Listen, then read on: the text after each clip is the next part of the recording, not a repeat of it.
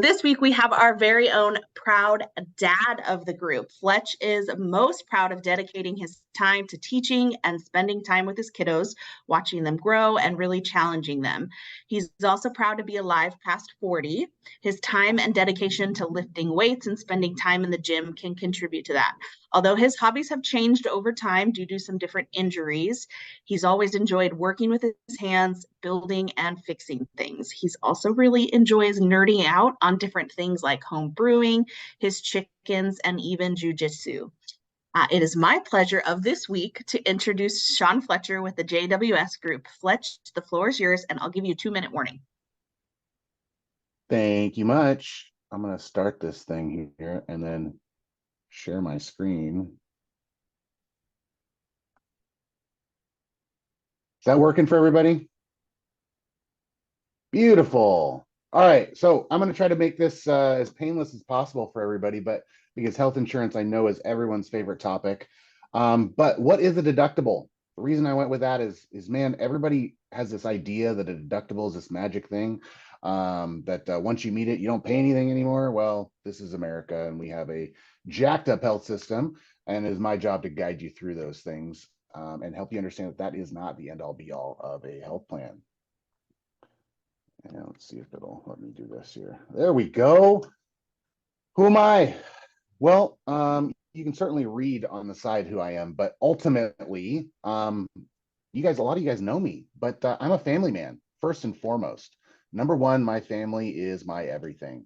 I've got 3 boys. 2 of them are incredibly competitive with each other.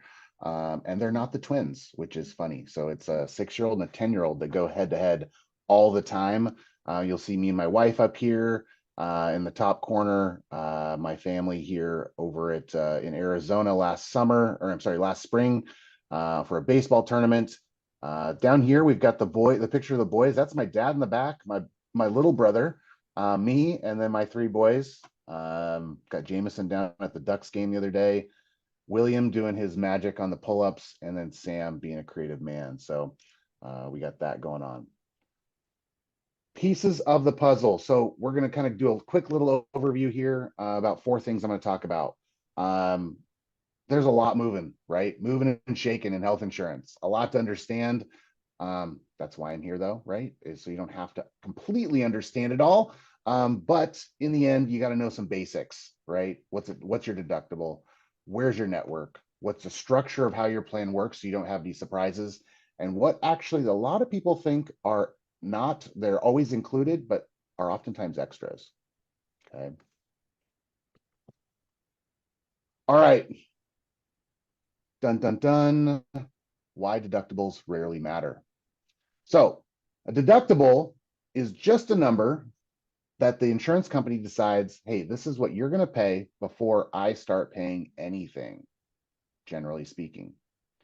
So that means it doesn't stop you paying, right? It's not it's the beginning, right? More than it is the end. And a lot of people think that that's what we need to be looking at. Every time we're looking at a health plan, we got to have a low deductible. We got to look at, no. Nowadays, you need to find what's called a MOOP, or a maximum out of pocket. That is the magic number. That's usually somewhere around 9,000. I know it's a lot of money, but it can be much lower, right? When you're looking at your employer-based plans, it can be a lot lower than that. Individual plans can be slightly lower than that. And if you're looking on the Medicare side, it's a lot lower than that as well. But don't stop looking at the deductible. Please, you're going to set yourself up for failure or really upset scenarios down the road. My thing, and what I've kind of hung my hat on for the last almost 15 years, is network. Network is by far and away the most important thing you can do with your health plan, period. When it comes down to it, when you need to use your coverage, who do you go see? Where can you go? Where can you seek treatment? That is defined solely by your network, period. So in many cases, I would much rather have a client have a higher out-of-pocket max, a higher deductible, But when they have an issue and they need to go seek treatment, they can go who they need to go see, instead of being relegated to a certain network somewhere, a certain hospital they're not happy with, something, they only can go to one hospital that's next door. Um, Everyone has a different scenario, but ultimately, network is 100% what matters most. These are just a few of the companies that I offer, and that are out there. This is not an exhaustive list by any stretch of the imagination. I have 10 times as many carriers to go from this. But these are some big ones that are probably recognizable, right? Local and national. It's important to make sure you have the right people behind you when you need it. Next after that, I would say plan structure matters. So what do I mean by plan structure? Well, very common now, especially in the employer space, is for employers who are generally making more than the employees, makes sense, to use programs that will help them, potentially save on taxes, right? Potentially save them money because they're a higher deductible, low extra benefit plan, right? Those are often called HSA plans, HDHP plans, right? And they will almost always be the least expensive plan on your benefit sheet that you can choose your benefits from if you're an employer, right? In many cases on the individual side, they will be as well. They will be one of the least expensive options. Does that mean that's the wrong choice for you or the right choice or, whatever? No, but you got to know what you're getting into. Those types of plans, effectively, you pay everything, 100%, until you meet the deductible. And then you pay a percentage until you meet your maximum out of pocket. There's none of those fancy niceties where you can go to the doctor and pay 20 bucks, go get a prescription for $5, go see your, chiropractor for a $30 copay. None of that. Okay. You pay everything. Now, there's some tax advantages and some more deeper things that you can dig into. If you're a person who likes that stuff, who finds value in that and seems that that's a very appropriate plan, that's a very valuable plan to you, potentially. But if you're just choosing it because it's the cheapest thing to come out of your paycheck, don't do that. Make sure you understand what's going on, right? Because it's not what you expect. It's probably not what you're used to. On the same token, right?